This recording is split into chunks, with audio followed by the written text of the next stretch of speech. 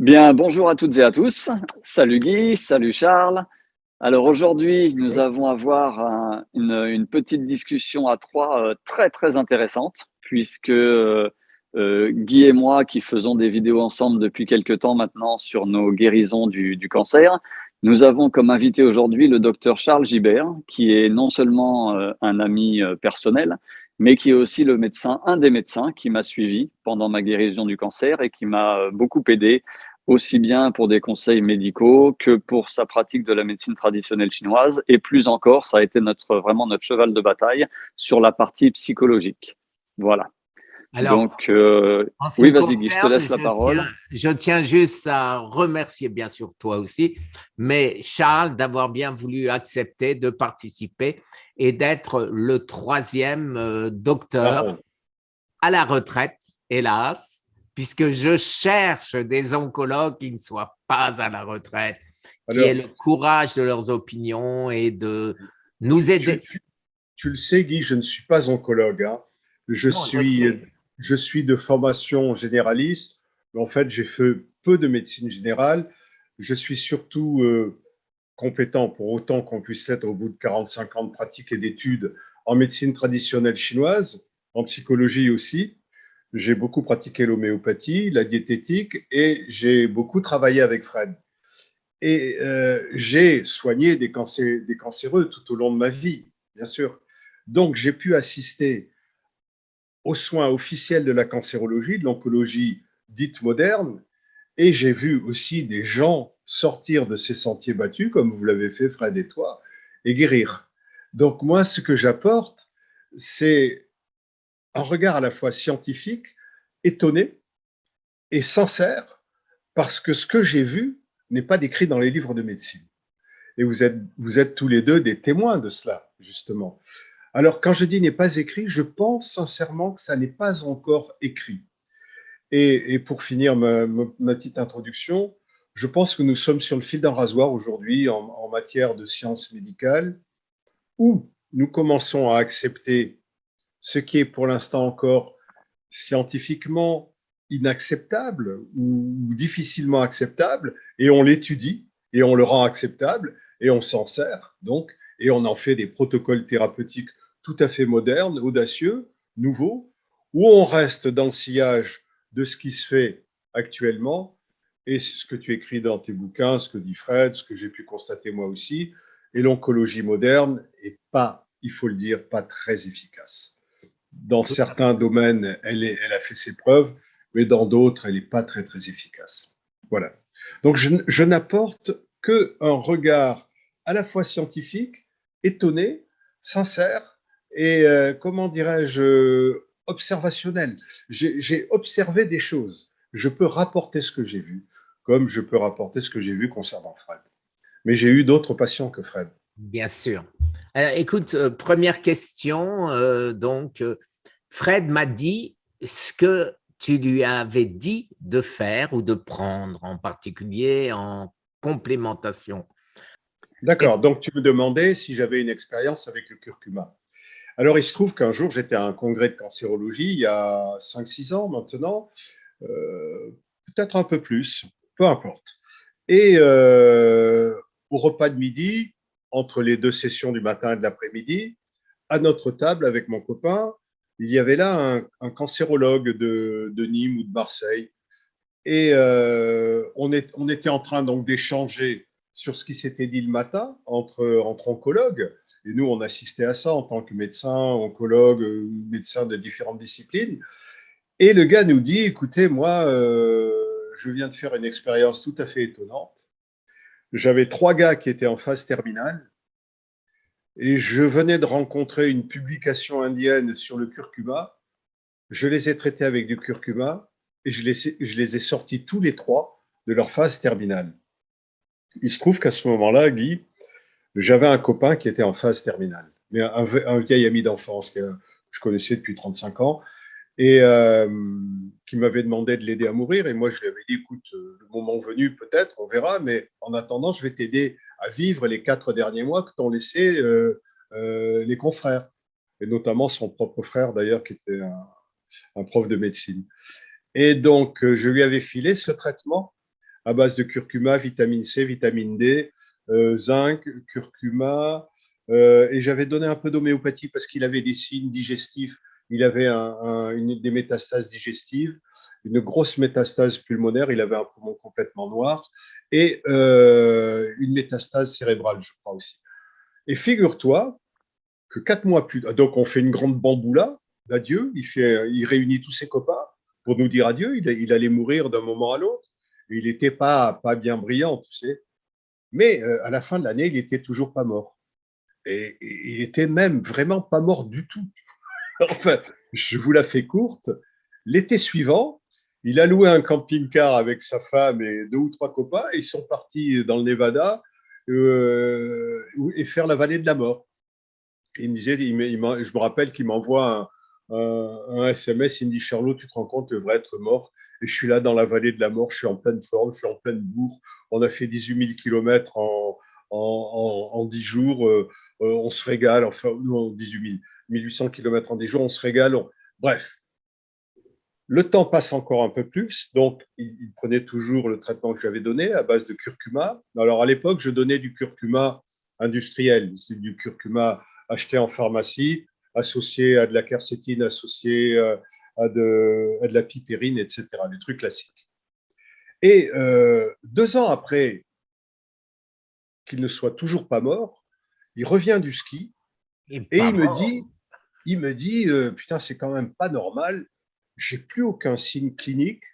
Je ne saigne plus, je respire normalement, je viens de passer une semaine à Megève en haute altitude, je suis impeccable, je vais faire une IRM de contrôle. Il va faire une IRM de contrôle, il passe 5 heures dans la salle d'attente de l'IRM. C'est-à-dire que les mecs lui font l'IRM à 9 heures et à 14, 15 heures, il était toujours en train d'attendre. Il voyait rentrer les gens et sortir les gens, rentrer les gens et sortir les gens. Et il était pétri d'inquiétude. Il se disait, mais putain, pourquoi il ne me convoque pas pour me dire enfin ce qu'il y a, ce qu'il voit à l'IRM. Finalement, on vient le chercher. Et là, il y avait devant comment dirais-je, les négatoscopes, il y avait le patron de cancéro-oncologie, les internes de cancéro-oncologie, le chef de clinique, les externes, les manipulateurs. Et le patron se tourne vers mon copain et lui dit, écoutez, monsieur Dupont, on va dire, écoutez, je sais rien y comprendre, votre cancer a complètement disparu. Et moi, j'avais l'IRM avant et j'ai vu l'IRM après. J'avais les comptes rendus, tu sais. Et tu Oui. voyais un poumon qui était noir, c'est-à-dire qui était métastasé, qui était vraiment cancérisé. Et là, le poumon était clair. Et à cette époque-là, je soignais l'ancien patron de cancéro-oncologie et je lui ai parlé de ça. Je lui ai dit, écoute, c'est quand même, tu te rends compte, je veux dire, là, la chose est probante. On ne peut pas la contourner. Scientifiquement parlant, on a une IRM il y a 3 ans qui a été faite dans ton service, une IRM aujourd'hui qui contredit celle d'il y a 3 ans. Et il est impossible de penser que vous vous êtes trompé, vous n'avez pas décrit quelque chose qui n'existait pas. Et ces gens se sont tournés vers mon copain, donc, et ils lui disent, mais monsieur Dupont, qu'est-ce que vous avez fait pendant toutes ces années? Et monsieur Dupont leur dit, ben, rien. J'ai pas fait de chimiothérapie, je me suis refusé à faire les chimiothérapies, il me restait si peu de temps à vivre. Du coup, j'ai pris du curcuma, de la vitamine C, de la vitamine D, un peu de zinc, et puis j'ai changé mon alimentation, donc je le faisais jeûner aussi un peu. Et alors, il me raconte Dupont, tous ces gens se sont tournés vers lui, ils l'ont regardé comme s'il disait quelque chose de tout à fait iconoclaste, et le patron a dit non, c'est pas possible, ça peut pas être ça. Et voilà. Pourquoi je raconte cette histoire, Guy? Parce que je l'ai vécu plusieurs fois, ce truc. Et c'est là que je me suis rendu compte que bien que nous soyons des médecins, beaucoup d'entre nous n'ont pas du tout un regard cartésien scientifique. C'est-à-dire qu'ils n'ont pas ce doute méthodique. On pourrait se dire, bon Dieu, Fred, Guy, Dupont, plus les autres, il s'est passé quelque chose qui n'est pas décrit dans les livres. Ça nous pose une question. Nous devrions donc méthodiquement explorer cela. Et tu vois bien avec quelle difficulté vous avez de la peine à faire explorer des choses qui sont évidentes. Parce que quand on te voit aujourd'hui et qu'on sait d'où tu viens, je veux dire, il y a là quand même quelque chose, c'est bien gentil d'appeler ça un miracle, mais ça n'est pas un miracle. Bien Il sûr, y a eu, il s'est passé quelque chose. Et c'est ce quelque chose que je suis, et je suis donc content que vous m'ayez invité, très furieusement gourmand de partager avec vous. Voilà. alors dans Et ce c'est d'autant plus pas un miracle qu'il y a un véritable travail derrière, hein. On en a parlé à maintes reprises avec Guy et Charles, tu le sais, tu m'as accompagné sur ce chemin de guérison pendant ces 4 mois et plus. Et il y a un véritable travail qui n'est pas facile, hein, psychologique, physiologique, de discipline, de foi. Et ça a joué énormément. Je sais que dès le début de ma maladie, tu m'as dit tout de suite, bon, bah, écoute, je vais t'accompagner. Commence par faire des jeûnes comme tu sais les faire, parce que j'en avais déjà pratiqué. Tu m'as fait rajouter du curcuma. Tu m'as dit de boire beaucoup de thé vert. On a parlé de vitamine C à haute dose. Et voilà, et en plus d'un autre ami médecin, Jean-Pierre, que tu connais, qui lui m'a fait rajouter d'autres suppléments qui ressemblent énormément au protocole de Guy, entre autres la mélatonine à haute dose. Ça a joué un rôle sans aucun doute. Mais avant les suppléments, avant le côté vraiment physiologique, il y a l'aspect psychologique qui est primordial. Et on en a discuté maintes fois avec Guy. Et à partir du moment où tu te dis non, je ne vais pas mourir, à partir du moment où tu sais qu'il y a une chance de s'en sortir, ça change tout. Et d'où l'intérêt énorme que j'avais à l'époque. On faisait un Skype parce que j'étais aux États-Unis, toi Charles, tu étais en France. On faisait un Skype ou un WhatsApp par semaine. Et ça a fait toute la différence pour moi, ce support psychologique. Et surtout Alors, d'un médecin qui croit en ce que je faisais, parce que la plupart m'ont dit que j'étais fou. ouais. Alors, ce support psychologique, c'est intéressant qu'on en parle parce que en Occident, mais surtout en France, on met la tête d'un côté et le corps de l'autre. Et souvent, les gens disent ah bon, alors c'est dans la tête, etc. Et moi, ce que m'a appris la médecine traditionnelle chinoise, mais que je sentais déjà dans la psychosomatique moderne, celle qui aurait dû inonder littéralement la pratique médicale de ces 30 dernières années, mais qui a été squeezée par les labos pharmaceutiques, évidemment. Il n'y a jamais eu de développement de la psychosomatique. Mais l'avenir de la médecine, c'est la psychosomatique. Et à partir du moment, c'est ce que j'écris dans un de mes bouquins, le secret cancer commence par un secret qu'on sert au fond de soi. Ce que je veux dire, c'est que quand tu gardes de l'énergie, c'est le cas par exemple de quelqu'un comme toi qui traverse une succession de stress qu'il accumule et qu'avec une certaine élégance, et je ne te tire pas les pompes, mais avec ton côté samouraï guerrier, tu gardes par-devers toi pour ne pas inquiéter ton environnement et ta compagne, sauf que tu l'enfouis dans ton ventre. Mais une émotion enfouie dans un ventre, c'est une énergie. Et une énergie, elle peut toujours se matérialiser. Si tu ne la désenfouis pas, elle peut fabriquer donc une tumeur cancéreuse. Elle peut se matérialiser.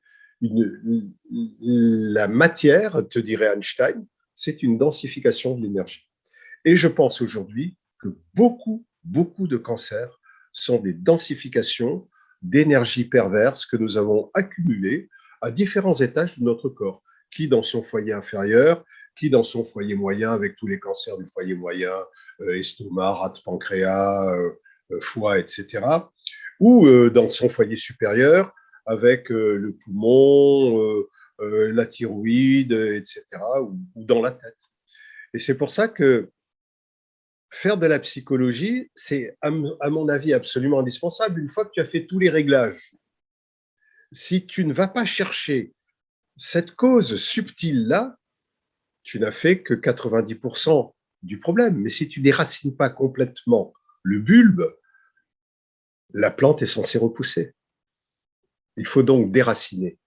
Et pour déraciner, il faut aller chercher les causes émotionnelles, psychologiques, ces causes énergétiques subtiles. Ouais. absolument.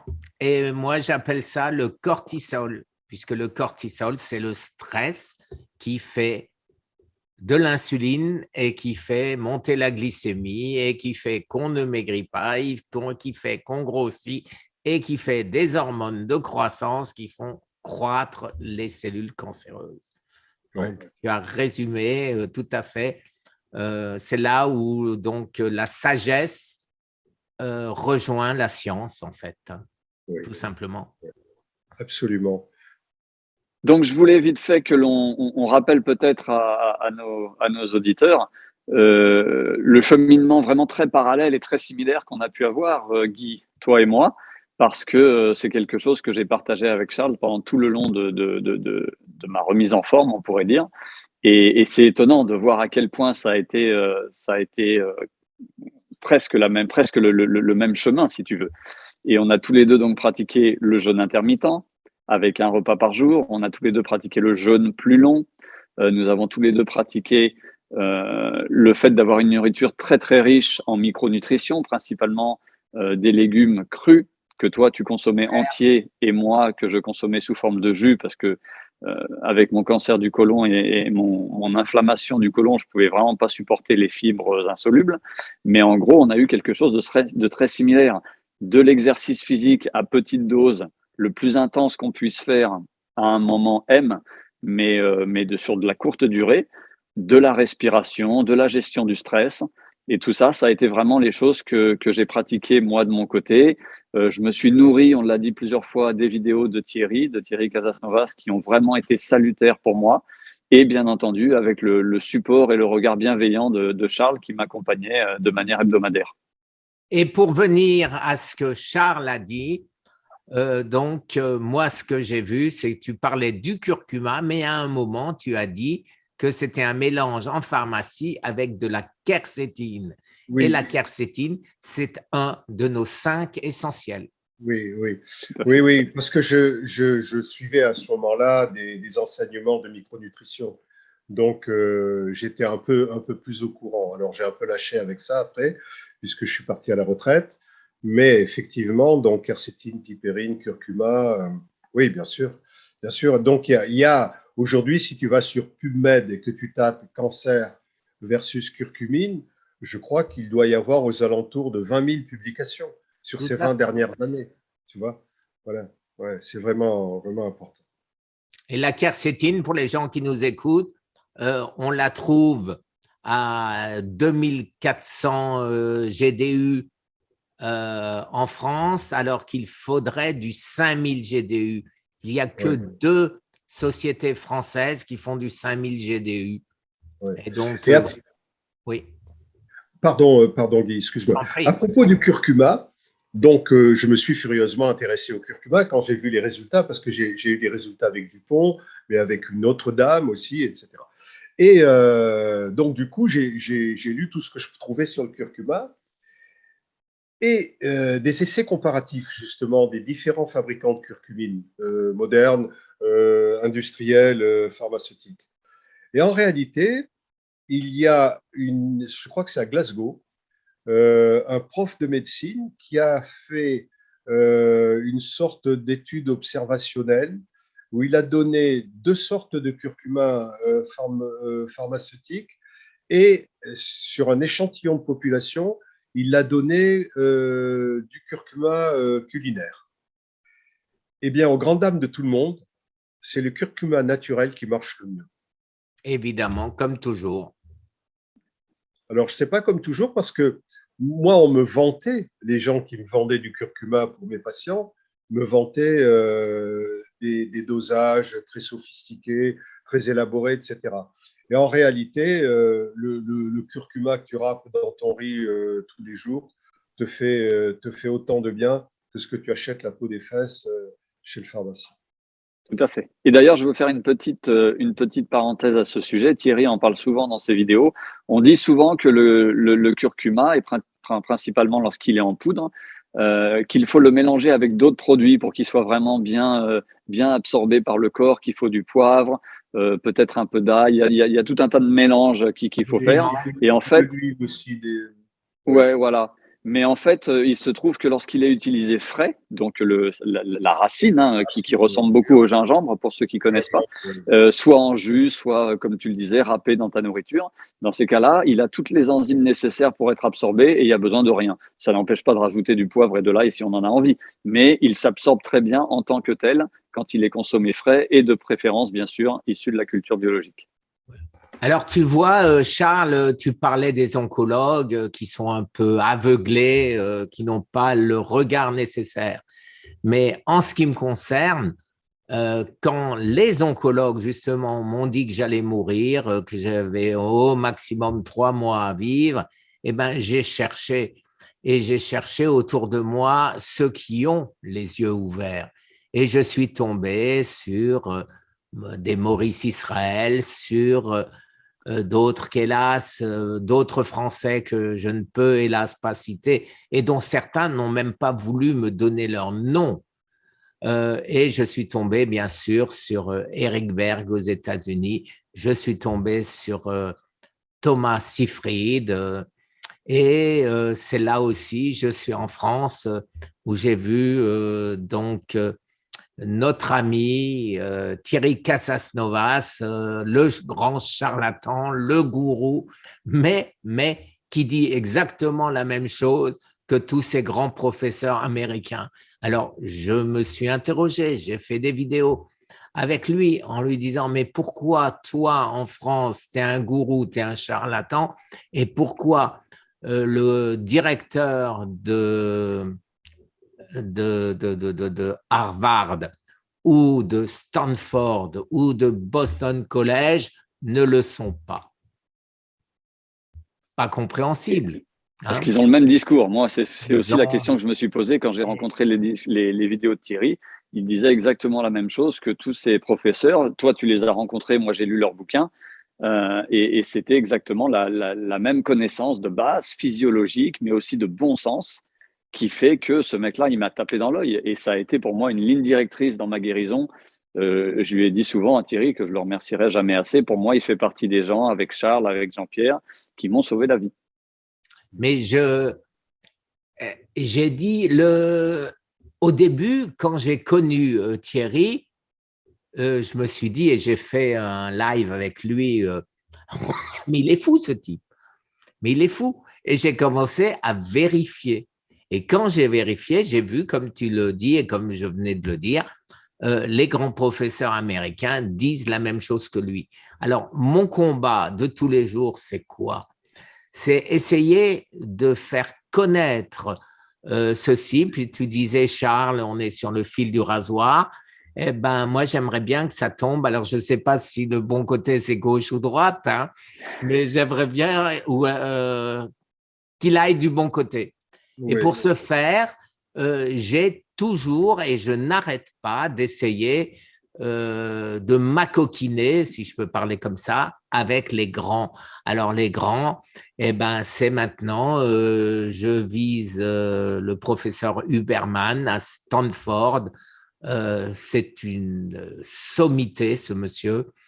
Je vise bien sûr Harvard Medical School. Je vise tous les grands qui disent la même chose que nous, Et je suis sûr qu'on va y arriver. Bientôt, nous allons faire une publication sur les résultats. Je ne sais pas si je t'en ai parlé. Nous avons essayé les souris, de leur donner ce que Maurice Israël, ce que j'ai fait avec lui, puisque on l'a fait à deux, je ne me lance pas de fleurs, mais qu'est-ce qu'il a fait? Il m'a donné les produits.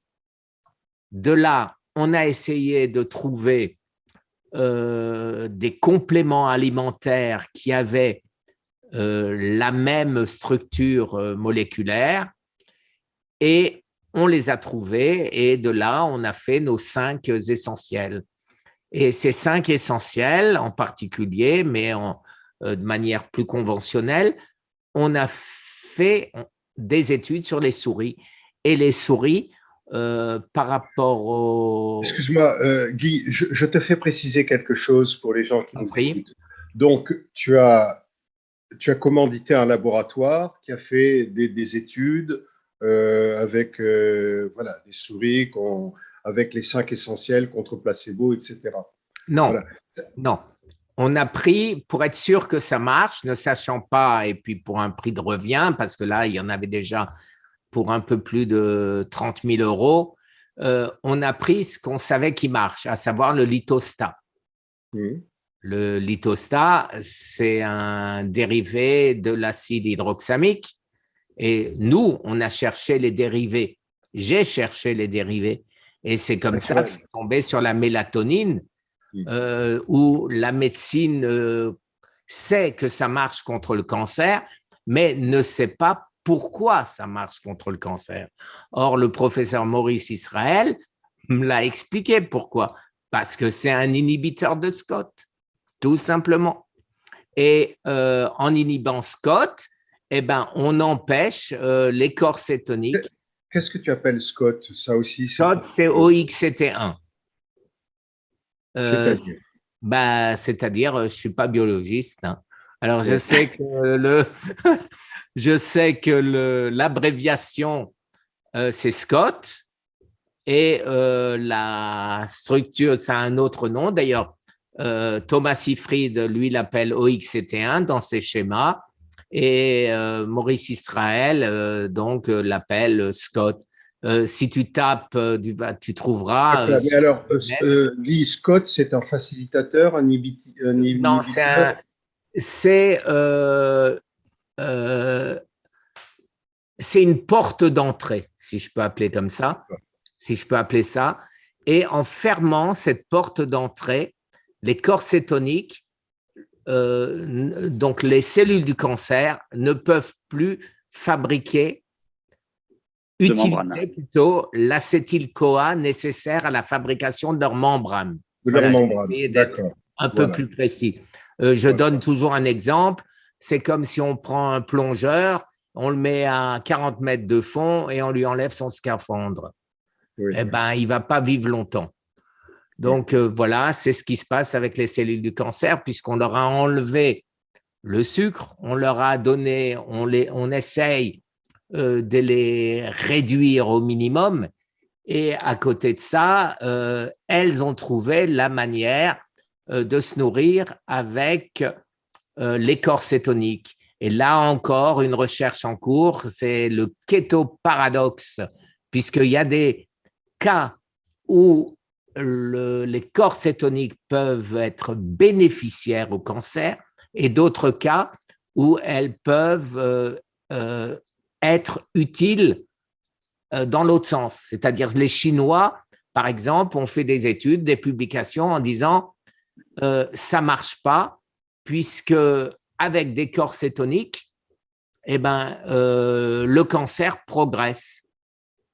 En fait, hein, pour simplifier un petit peu pour nos auditeurs, le cancer se nourrit principalement de sucre, de glucose, mais au bout d'un certain temps, sur une diète cétogène, qui à l'origine avait l'air d'être la diète miracle contre le cancer, au bout d'un moment, la cellule cancéreuse s'adapte et arrive à utiliser les corps cétoniques. Et donc, le but de cette recherche, c'était d'arriver à bloquer même l'utilisation de corps cétoniques par la cellule pour se renforcer et construire sa membrane. Hein, c'est ça. Et ce qu'on a constaté avec Fred, c'est que tous les deux, on a fait un régime cétogène truqué. C'est-à-dire qu'on n'a jamais pris les 75% de gras. Et c'est pour ça, à mon avis, qu'on est encore vivant. Parce qu'à l'époque, on ne savait pas que les corps cétoniques pouvaient bénéficier au cancer. Du moins, moi, je ne le savais pas. Quand je me suis lancé, mais je me suis dit, je ne vais pas manger. Donc, tu veux dire que du fait que vous n'avez pas pris excessivement de gras comme dans ces régimes-là, il restait quand même un peu de sucre alors? Non. Ou très peu, quoi. Toi, dans les légumes. Ou alors le sucre fabriqué par la néoglucogénèse. La néoglucogénèse, c'est-à-dire que donc, comme il n'y avait pas beaucoup de gras par la voie des pentoses, vous n'avez pas fabriqué de corps On n'avait pas suffisamment de corps cétoniques pour nourrir le cancer. Des corps cétoniques qui auraient pu nourrir en fin de parcours finalement de jeunes nourrir la cellule cancéreuse. D'accord. Tout à fait. Donc, en fait, lorsque tu fais ce qu'on a appelé, nous, avec Guy, un régime cétogène modifié, c'est-à-dire qu'avec un taux d'apport gras moindre que le régime cétogène classique, qui est d'à peu près 70-75% de matière grasse, nous, on en était bien, bien loin, mais toujours un régime low carb, avec beaucoup de micronutrition. Et on s'est rendu compte qu'on devait, c'est ce qu'on suppose tous les deux, produire juste suffisamment de corps cétogène pour avoir de l'énergie, parce qu'il y avait quasiment plus de sucre, mais pas suffisamment pour en avoir en extra et que ça serve de constructeur. Et donc, c'est ce qui apparemment s'est passé. Les dernières recherches nous disent aussi que les corps cétoniques fabriqués par le corps et le foie principalement lors du jeûne sont complètement différents de ceux apportés par l'alimentation. Et que ceci… Alors excuse-moi Fred, c'était ce que je croyais avoir compris et ce que Maurice Israël et d'autres m'avaient expliqué, mais il s'avère que peut-être c'est simplement ce dont j'ai parlé tout à l'heure, des inhibiteurs qui empêchent donc les corps cétoniques, plus dans un cas que dans d'autres, de pénétrer dans les cellules. Mais a priori… ma question suivante, Guy, ce serait, est-ce que lors du jeûne, parce que le jeûne, c'est l'ultime médecin, hein, le jeûne, c'est la magie de la nature, est-ce que lors du jeûne, le corps ne produirait pas ses propres inhibiteurs de Scott de manière à ne pas nourrir les cellules et que les cellules entrent en autophagie et aillent se nourrir des cellules les plus viciées, que les cellules les plus saines. Excellente question, parce que c'est la question que je me pose depuis longtemps. Oui. C'est la question que j'ai posée à Thomas Seyfried en lui disant « Pourquoi je vis ?» Voilà, parce que faire plus de jeûnes que j'en ai fait pendant 2 ans, ça doit être quand même assez difficile. Et donc, on cherche et on a trouvé donc ce que Maurice a fait des schémas qu'on va publier bientôt, le keto paradoxe. Voilà, c'est-à-dire pourquoi dans certains cas, le cancer utilise les corps cétoniques, position de Maurice Israël, et pourquoi la position de Thomas Seyfried qui dit « mais non, c'est impossible, le cancer ne peut pas utiliser les corps cétoniques ». Alors, c'est là où mon rôle de médiateur, que je vais essayer d'être plus ou moins intelligent, veut faire, parce que j'aimerais absolument que cette recherche, si j'arrivais à avoir la signature sur cette publication de ces 2 grands professeurs. Est-ce que vous avez remarqué, par ailleurs, c'est une réflexion qui me vient à l'instant, que avez-vous remarqué beaucoup de cancéreux gras, obèses? Ah ben oui, les cancéreux, donc ça c'est donc le professeur Robert Lustig qui a fait une conférence de 2 heures sur le sucre et le cancer, où il explique qu'il y a énormément de cancéreux gras, mais il explique aussi qu'il y a énormément de cancéreux maigres. Maigres. Mais pourquoi je me fais cette réflexion?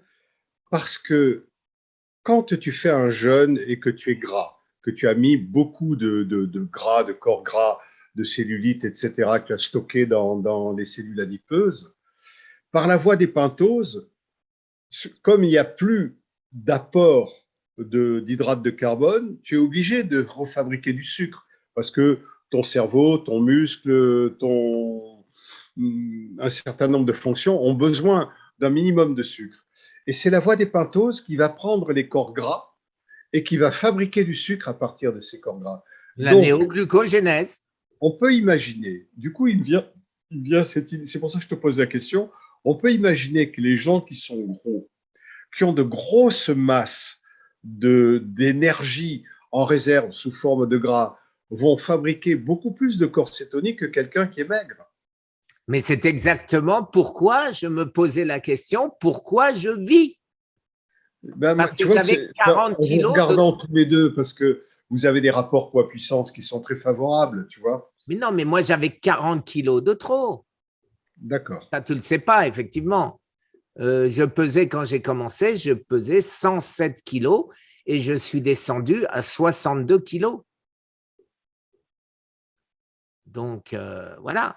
Mais, à mon avis, la clé, c'est le jeûne. Et c'est pour ça, d'ailleurs, qu'on en parlait on l'autre est bien fois. d'accord. Et notre corps est intelligent. Et oui, notre corps est intelligent. Et ce que tu l'intelligence viens du corps. de dire, Fred, ça ne m'étonnerait pas. Parce que le corps sait ce qu'il fait. C'est une conversation, je ne sais pas si vous avez entendu parler de prix Nobel 2018, Jim Allison.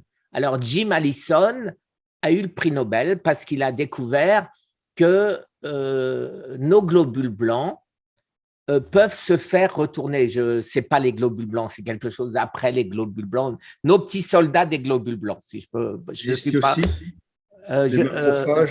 Non, je ne me rappelle plus, je ne vais même pas essayer de chercher, mais on va simplifier en disant les globules blancs, puisque pour tout le monde, nos petits soldats, c'est les globules blancs, hein, alors que ce n'est pas, c'est en dessous des globules blancs.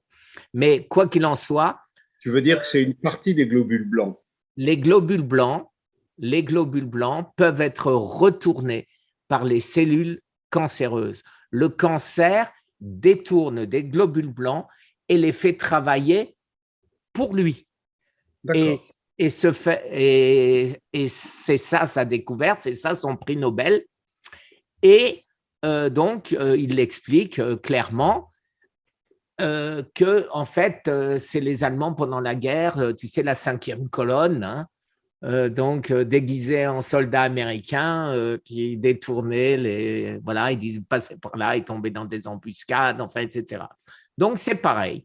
Les globules blancs, quand nos petits soldats à nous, qui ne sont pas retournés, arrivaient devant un immeuble et qui voulaient voir ce qu'il y avait dedans, s'il n'y avait pas des cellules de cancer à tuer, les autres qui étaient devant, les traîtres, disaient « Allez voir là-bas, là, on a déjà fouillé ». En gros, j'ai résumé comme ceci. Et ce que je me suis rendu compte très vite, c'est qu'en affamant les cellules, en affamant le cancer, ça, ce n'est pas de moi, affamer le cancer, tout le monde en parle, mais on dit que ce n'est pas possible. L'administration française nous dit que le jeûne, c'est une vaste fumisterie, etc., etc. Donc, quand on jeûne, on affame les cellules du cancer. Et quand on affame les cellules du cancer, qu'est-ce qu'elles font? Elles se recroquevillent sur elles-mêmes. Et en se recroquevillant, elles abandonnent leur 5e colonne. Et donc, ils n'ont plus, la cellule du cancer n'a plus les globules blancs traîtres pour l'aider. Et donc, notre système immunitaire détecte les cellules du cancer et peut les tuer. Et c'est là où, une fois de plus, l'intelligence du corps, le jeûne, c'est une recette, c'est le recette d'un ordinateur, d'un téléphone. Il ne marche pas, on ne sait pas pourquoi, on le redémarre et hop, il remarche. Ouais. Alors là, tu as cité, hein, vous parlez, vous, de Walter Longo, hein, sur la côte ouest, hein, tu vois qui c'est, Walter Longo? Bien sûr, bien sûr. Hein, voilà. Ouais. Lui, il parle, je crois avoir vu une publication où il parle de ça, du fait que le jeûne crée un reset et dans les cancérologues, dans les chimiothérapies maintenant, ils font jeûner les gens avant, de sorte que leurs chimiothérapies sont moins longues, plus courtes donc, et moins intenses. Et sans effet secondaire. Et sans effet secondaire, parce que l'organisme est beaucoup plus réceptif, donc ils peuvent raccourcir les délais. Mais Fred… Tout à fait, mais moi je l'ai vécu, Fred, ça. Voilà, Fred, tu peux nous le raconter, ton histoire. Je l'ai vécu en direct, hein, c'est-à-dire que quand je suis allé pour la première fois et qu'on a dépisté ce cancer, j'étais en France et en France, ensuite je suis rentré aux États-Unis et j'ai refait une même batterie de tests et ils m'ont donné le même diagnostic et le même pronostic. Et dans les deux cas, dans les deux pays, on m'a dit il faut absolument commencer immédiatement une chimio, c'est très très urgent. On va vous faire 1 à 2 rounds de chimiothérapie, c'est-à-dire entre 12 et 24 sessions pour commencer. On verra après si on a besoin de plus. Suivi une petite pause de quelques mois pour que votre organisme se remette sur pied, et ensuite 6 mois de radiation, et à la fin, une chirurgie obligatoire. Donc ça, c'était vraiment les 3 piliers pour eux de la guérison. Il y a des gens qui peuvent faire qu'une chimio, il y a des gens qui peuvent faire qu'une opération. Moi, j'avais besoin des 3. Charles, tu le sais, je leur ai dit non. Je suis rentré chez moi, j'ai commencé un jeûne, premier jeûne de 21 jours, hein, qui a réduit la tumeur de 50%, mais j'ai été dans un tel état de souffrance que je suis retourné voir l'oncologue en lui disant vous pouvez me donner quelque chose, j'en peux plus. Et il m'a dit, Monsieur Erard, je vous conseille vraiment de faire quelques séances de chimiothérapie. Je sais que ça n'est pas ce que vous voulez faire, mais je vous garantis qu'en 6 séances, vous n'aurez plus mal. Donc, écoute, après mûre réflexion, j'ai décidé d'en faire 3. Et j'ai donc fait mes 3 séances de chimiothérapie. Première séance, j'ai jeûné un jour avant, le jour pendant et quelques jours après. Aucun effet secondaire, tout allait bien, aucun problème. Deuxième séance, j'avais été tellement surpris par les résultats de la chimio avec le jeûne, alors que les gens qui étaient dans la même salle que moi, parce que c'est des salles où il y a plusieurs personnes qui reçoivent de la chimio en même temps, je les voyais tous dans un état terrible, les yeux ici, ils commençaient à perdre leurs cheveux après une ou 2 séances. Donc les gens autour de moi étaient dans un état catastrophique. Donc j'ai voulu savoir, est-ce que c'est le jeûne ou est-ce que c'est moi? Est-ce que mon système immunitaire, ma pratique des arts martiaux, etc., a aidé? Donc la deuxième séance de chimiothérapie, je n'ai pas jeûné. J'ai été malade, mais comme un chien. Je suis à peine arrivé chez moi, je dégueulais de partout. Ça a été l'horreur.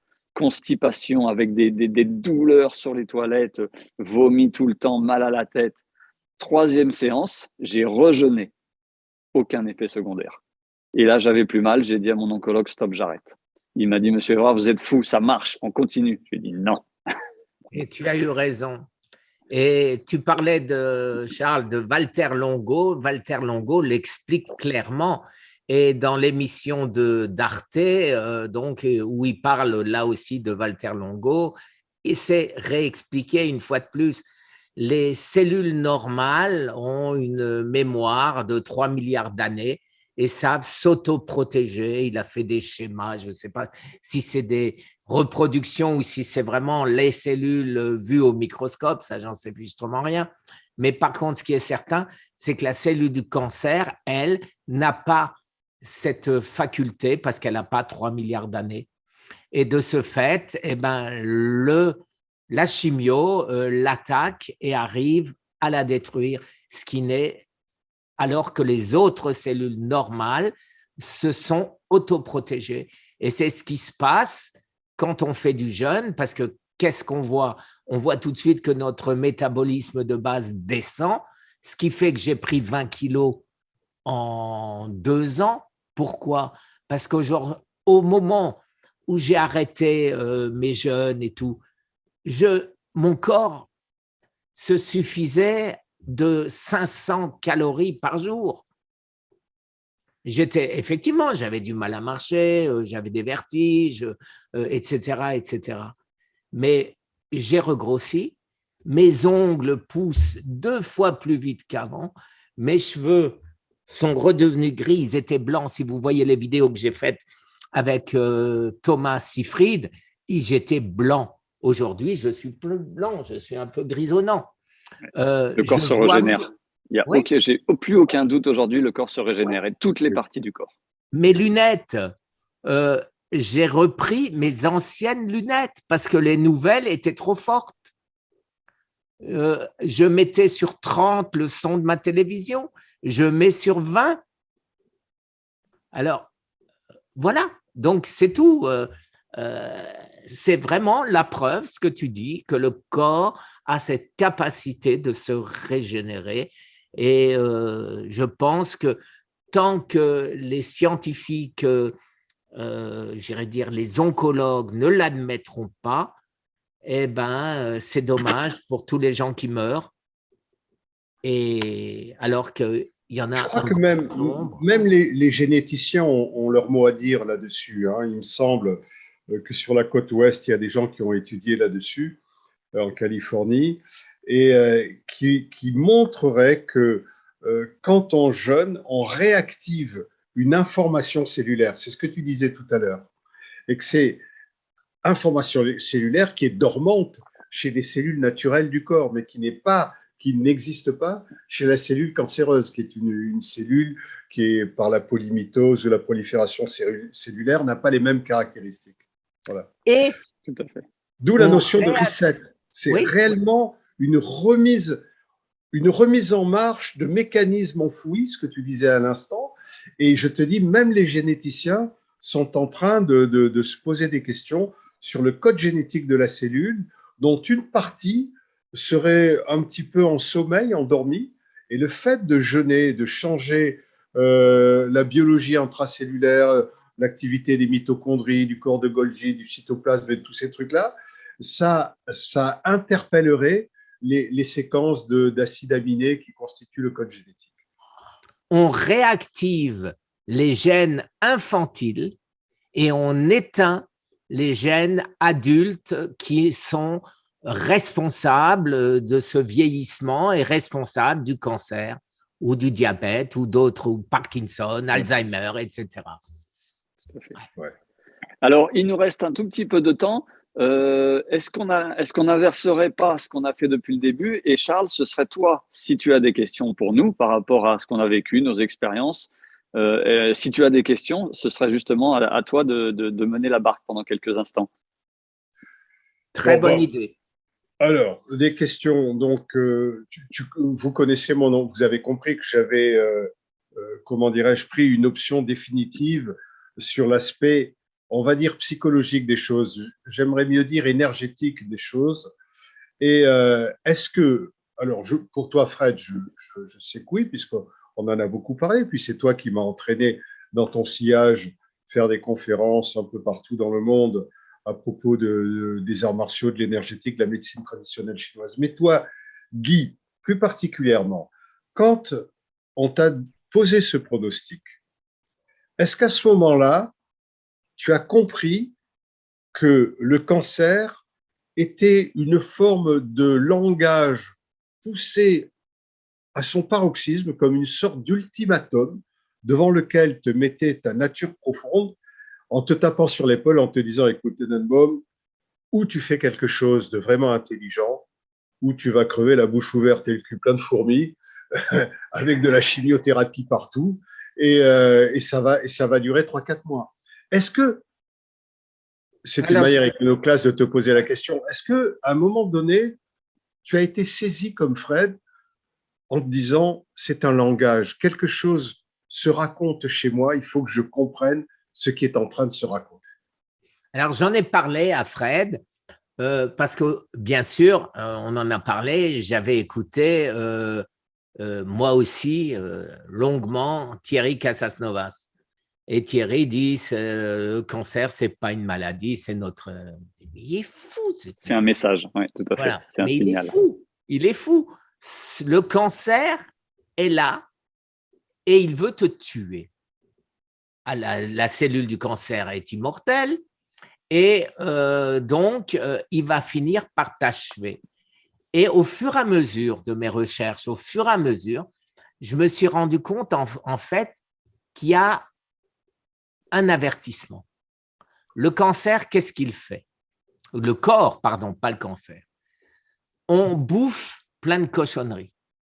Le cancer essaye, je recommence, pas le cancer, notre corps essaye de nous faire vivre, de nous sauver. Et donc, notre corps, qu'est-ce qu'il prend? Il prend un grand sac poubelle, il met toutes ces cochonneries dedans et il le ferme et ça devient une tumeur. Alors, de deux choses l'une. Guy, tu te souviens de ce que j'ai dit tout à l'heure? Le cancer, c'est une matérialisation d'une énergie. C'est ce que tu viens de dire à l'instant. Absolument, on est tout à fait d'accord. J'ai bien entendu ce que tu as dit tout à l'heure. Et donc, ce cancer qui est impacté par notre corps, qui veut nous protéger, eh bien, ce cancer, lui, à un moment, il y a le choix. C'est-à-dire, il a essayé, notre corps a essayé de nous sauver, et maintenant, c'est à nous de décider. C'est-à-dire, ou on continue comme avant et on est foutu, parce que le cancer, le sac poubelle va exploser et il y en aura d'autres et il y aura des métastases et on est mort. Ou alors, on a compris le message Et à ce moment-là, on change tout. On fait un reset. On fait le reset. Et à ce moment-là, on s'en sort. Oui. Tout à fait.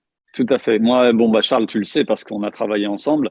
Ça a été exactement ma vision dès le début.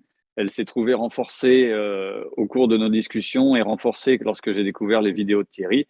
Mais c'est exactement ça. C'est que si on simplifie à l'extrême, bien sûr, on n'est ni des biologistes ni des médecins, Guy et moi. C'est que voilà, trop de toxines qui rentrent, pas assez de toxines qui sortent. Le corps emprisonne ces toxines, les met dans un coin pour éviter que ça pollue tout l'organisme.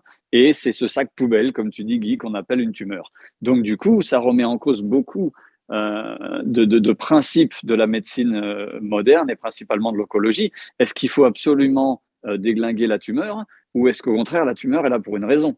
Puisque, comme on le sait très bien, et Thierry en parle, mais d'autres aussi, on n'attrape pas un cancer, on développe un cancer, ce qui n'est pas du tout, du tout, du tout la même chose. C'est très important, ça. C'est vraiment très, très important, cette notion.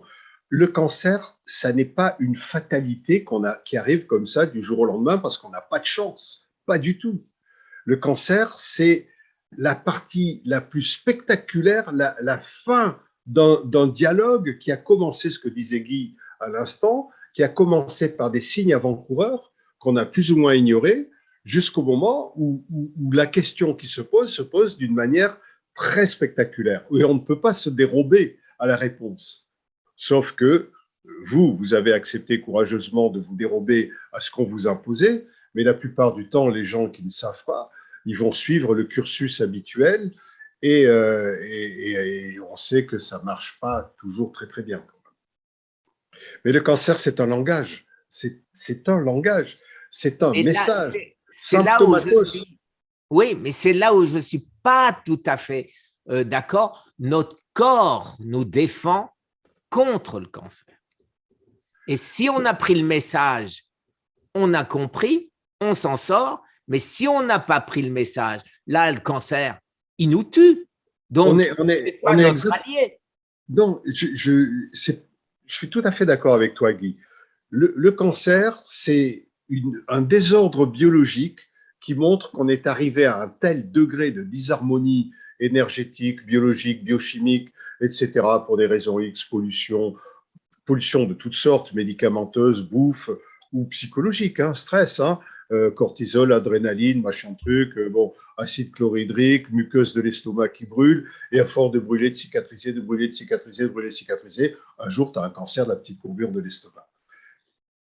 Le cancer, c'est un dialogue. Une fois que le cancer est installé, évidemment, il est considéré en partie par l'organisme comme un étranger contre lequel l'organisme doit aussi. Alors, tu te rends compte que l'organisme s'est évertué à t'avertir que tu risques de choper un cancer si tu continues de déconner. Et une fois qu'il est là, le cancer, l'organisme, il rassemble ses dernières forces pour essayer de te faire survivre à ce cancer. Et c'est là que c'est vraiment intéressant de comprendre que ce n'est pas quelque chose qu'on attrape, c'est quelque chose qu'on développe. On peut donc… On développe pendant, comme je l'ai dit, j'ai mis 50 ans ou 40 ans à faire le lit de mon cancer, oui, et il a suffi d'un stress profond pour le déclencher. Ça, c'est le facteur déclenchant, Guy. Voilà, le déclencheur, c'est quelque chose que toute la littérature en parle. Tous les gens qui ont attrapé un cancer ont eu un facteur déclenchant. Oui, bien sûr. Tout à fait. Et moi, j'irais jusqu'à, je crois, faire le lien entre ce que vous dites tous les deux, puisque je me reconnais dans les deux discours. Je pense qu'au départ, le cancer est la solution qu'a trouvé le corps pour gérer cette accumulation de toxines, qu'elle soit physique, énergétique, émotionnelle. D'accord avec toi. Donc le cancer, dans ce sens, oui, dans ce sens, le cancer est la solution, entre guillemets, à ce moment-là, encore une fois, à un moment M vraiment précis. Parce que, et encore, c'est comme ça que je visualise, hein, je ne suis pas biologiste ni médecin, j'ai l'impression que le corps me dit, soit on crée cette tumeur et peut-être que dans 6 mois, 1 an, tu seras mort, mais au moins on emprisonne ces toxines, soit tu vas mourir d'empoisonnement généralisé dans les 3 jours. Donc, évidemment, le corps choisit la solution, là, moins pire. Et éventuellement, au fur et à mesure du développement tumoral, si on n'a pas entendu le message et qu'on continue à faire n'importe quoi avec sa vie, là, évidemment, ça devient l'ennemi à combattre. Et là, je rejoins Guy, le corps doit se battre contre ce cancer. D'accord. On est bien d'accord. En fait, on est d'accord tous les trois. Je Alors, disais qu'on est d'accord en fait tous les trois. Le cancer, c'est donc une information. Notre corps s'évertue à nous donner, nous envoyer des messages, des symptômes, des signes. Symptomatos, c'est un signe pour nous avertir, pour nous informer. Et puis, il arrive un moment où le dernier recours qu'a notre nature profonde pour enrayer ce désordre qui va crescendo, c'est de créer une tumeur. Tout à fait. Ben, sur le fond, je pense qu'on est tous les trois d'accord sur ce qu'on a compris du cancer et ce qu'on a fait pour y remédier. Les amis, on arrive en fin de temps pour cette petite vidéo. Donc, je propose de se dire au revoir. Voilà, ça va et couper peut-être. dans 1 minute, les amis. OK. Alors, ce que je souhaite ardemment, Charles, c'est de te revoir sur ma chaîne. Avec grand plaisir, bien sûr, bien sûr.